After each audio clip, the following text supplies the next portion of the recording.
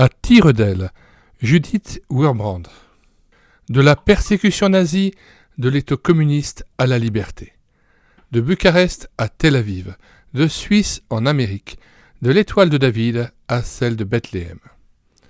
Une petite juive née en Roumanie à la fin de la Seconde Guerre mondiale nous conte avec simplicité et enjouement sa double aventure, humaine et spirituelle. Nous palpitons, nous tremblons, nous espérons avec elle tandis que sa personnalité se forme, résistant aux tentatives d'intimidation comme au découragement. Avec sa famille, elle parvient enfin à échapper à l'esclavage du monde totalitaire. « Mon âme, comme un oiseau, s'est échappée du filet de l'oiseleur, dit-elle avec le psaume 124, à tire d'aile. Mais sa recherche personnelle se poursuit jusqu'à ce qu'elle trouve la lumière du Christ. Dès lors, sa vie prend une autre dimension. Elle la consacre à diffuser cette lumière à travers le rideau de fer, en dépit des difficultés, sur les ondes d'un amour invincible. Au prix de grandes peines, au prix de grandes joies. À tire d'aile. Apostolat des éditions, édition Pauline, ouvrage épuisé et non réédité, et qui rentre donc dans le champ de notre action.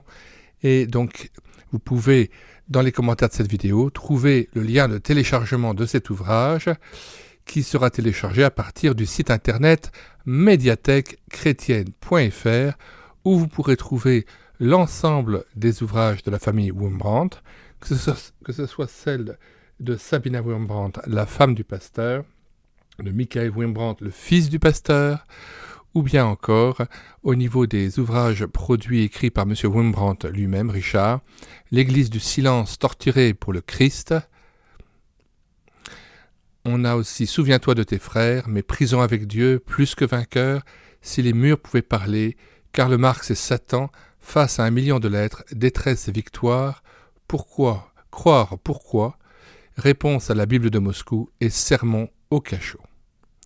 Nous vous invitons aussi à vous rendre sur la page d'accueil de médiathèquechrétienne.fr pour voir l'ensemble des ouvrages et des auteurs que nous avons sauvés de l'oubli, puisque beaucoup d'ouvrages écrits dans les années 70, 80, 90 et même début des années 2000 sont épuisés et non réédités.